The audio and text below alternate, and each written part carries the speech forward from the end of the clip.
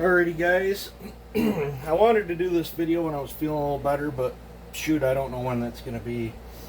And I've got the tooling all set up to do this, so I might as well just do this blind port job and get it done and over with.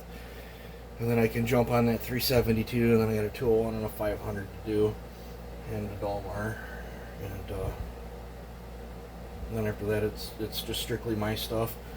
This is that bone stock 4910 that I bought off eBay. I think it was $328 is what I paid for it. I thought it was a good deal. And then I stole a bunch of parts off from it. It was a brand new saw. Stole a bunch of parts off from it to do the green build. And then it was bugging me sitting here all torn apart. So then I spent, I don't know, almost $200. I think it was like $189. In all brand new parts. Again, to put the thing back together as a stock saw. So I think I'm just over $500 is what I have invested into this saw. So yeah, probably not a smart decision by my choice, but I've been asked tons and tons of time. We're going to use no wheel. Let's get to tearing it apart. Guess we'll do a tear down video. This is probably going to be a long video, so just to prepare you guys for that. Things I use is a magnetic tray. You guys can pick them up at any farm store or Harbor Freight or anything like that. I'm just going to throw parts over here as I tear it down. Now, because we won't be using a wheel on this thing, I don't have to pull the rewind off. Probably don't even got to pull the handle off, but I'm going to pull the handle off anyway.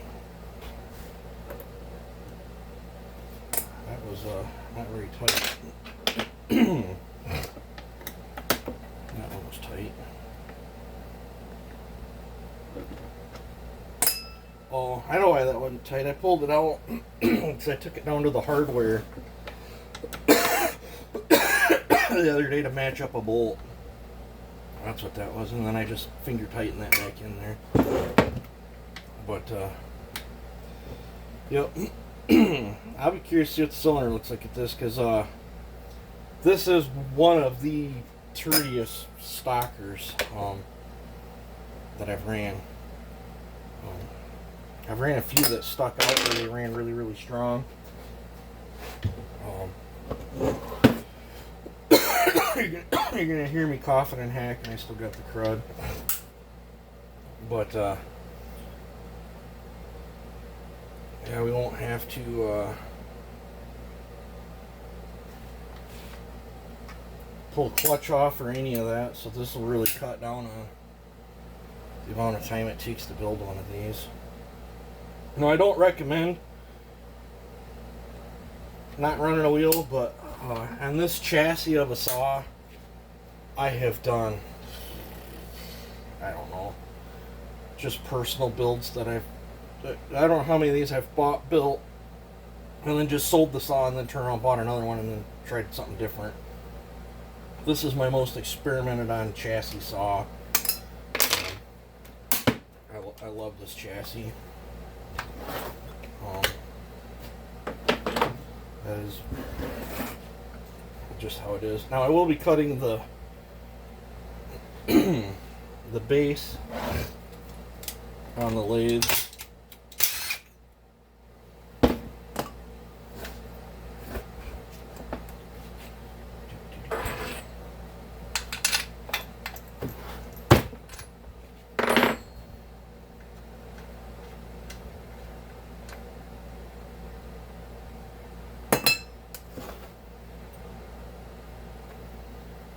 Typically I pull the rewind when I have the wheel on it, so I can flip and flop the saw any direction that I want to go. Now, I did remove these already to do a previous test, because if you ever wanted to see it up against that stock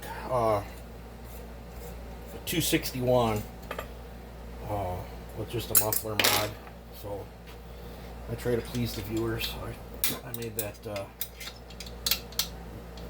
video for you. We'll be doing my 1-inch muffler mod on this. But if you can't do brazing, Gearhead Performance offers a bolt-on muffler mod that adds a pretty good improvement to these things. I just don't run them because I just typically do my own. But for those that can't weld or braze or whatever, that is an option. So it's nice that people offer stuff for it. Wish I could shake this crud, guys. I really do.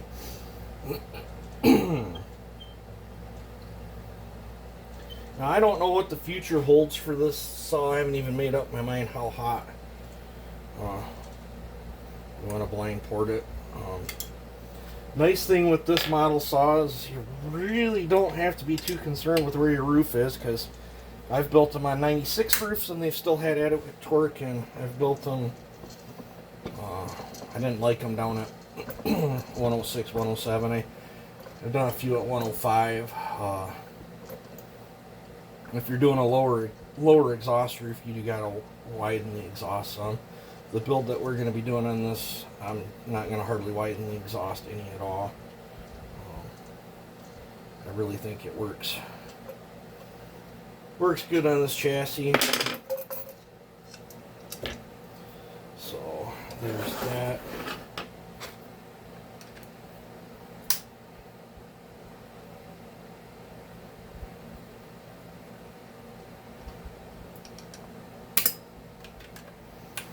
Wish I could have some music going, but YouTube frowns on that.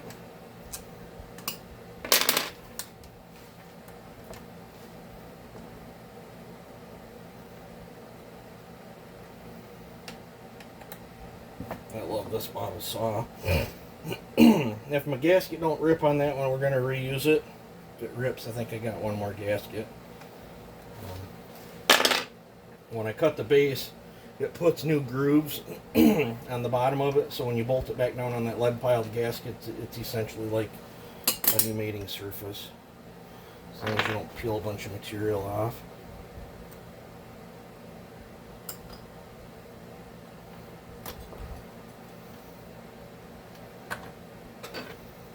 I typically just take an Allen wrench and pop that out.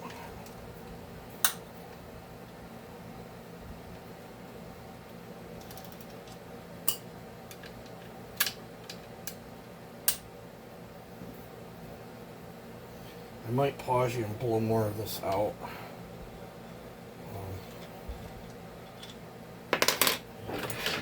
Just a wee bit dirty.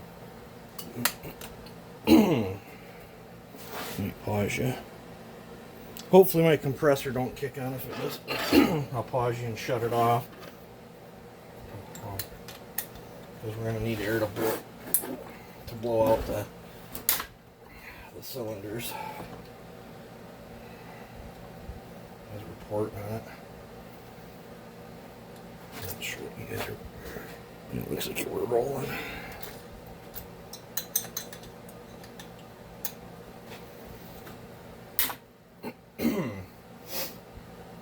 Now, before I get too carried away, we can check the squish. I typically, I'm just gonna whack 40 thousandths off right from the get-go. But I don't think this is going to be thick enough, actually.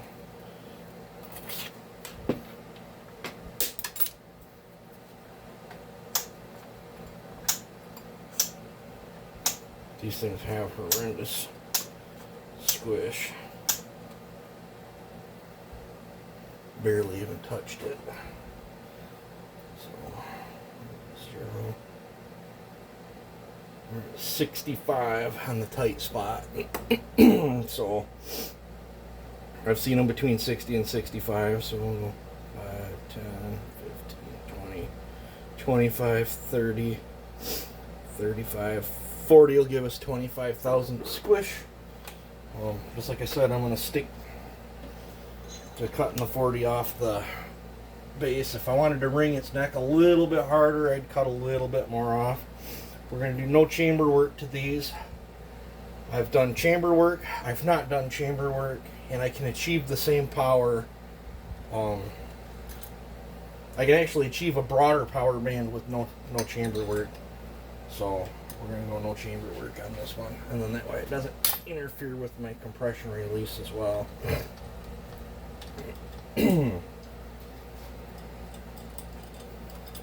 But if this even would have been 60, 20, or 40 off the base, still would have set the squish at 20. So I run the gaskets. I don't like gooping these. The 620s, 590s, I'll goop. They got a shitty paper gasket. 7310s, the 4910s, 501s, 490s, I like to run a gasket. If I've cut too much off and too tight on the, or you know, didn't cut enough off and wanted to tighten it up or whatever, you can goop it, but you don't have to. This gasket did not rip, so we're golden there. I'm just going to slide them up under the bowl. Let's get this intake boot. I just fold it in like that. That's off. I'll use my fingers, pry that off. Take that.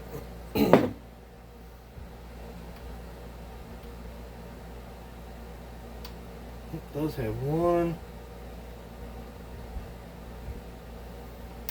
tiny little scuff on the piston.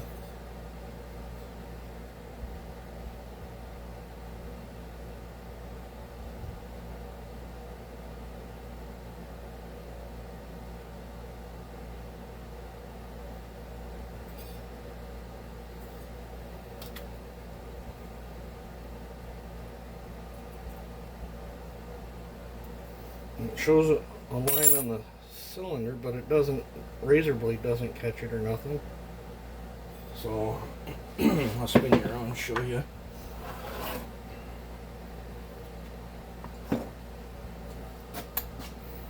It's got one little tiny line on it.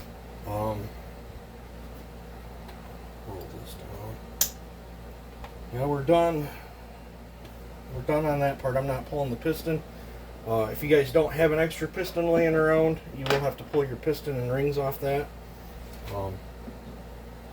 I'm not going to. I'm going to pause you guys and get you set up over there. Alrighty, this is the next step. This is just a bucket of used gas. Come out of a mower I fixed. There's got a little bit of water sloshed around. I'm just going to throw them parts in there. I'm going to throw this in here. This is just a rag. I'm going to get as much of the oily residue off that I can.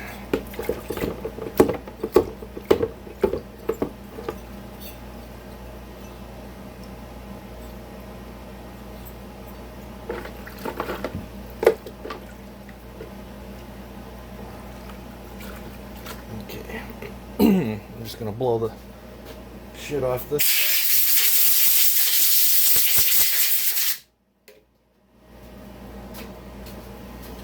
That stuff can sit there.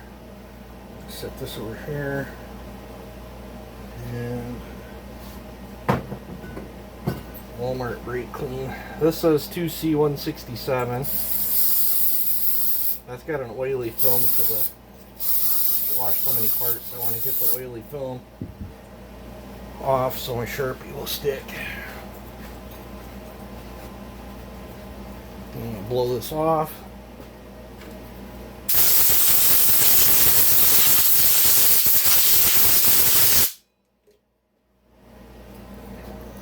And just like that. Next step, I'm going to cut the base. I guess I'll bring you guys along for that. Now, for those that don't have a lathe, there's many ways to cut a base. Steels, if they don't have this lip, you can just use a flat block and a piece of sandpaper. Same with if you're going to cut the chamber. I know people that use wooden dowels, pistons. I know people use their mandrels or the Dyno Joe cutter, or you can cut the chamber on the lathe. There's lots of different ways to do it. But if it's got the lip like this, all you need is something like this that's got the right size hole in it with a flat surface that you can stick a piece of sandpaper on, set it on there, hold it to the side, push down on it, and just sit there and twirl it around and cut your base. You don't have to have a lathe. But I don't want to sit here all night and whack that much off on there when I got a lathe all set up. So I'm going to stop this video and seat it in.